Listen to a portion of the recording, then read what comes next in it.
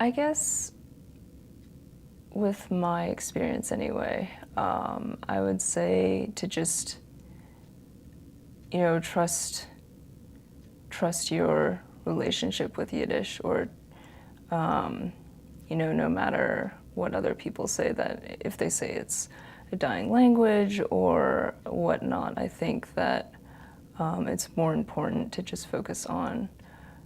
how you relate to Yiddish and what it means to you. So I think that even if it's whether you're just interested in the culture and the language itself, or whether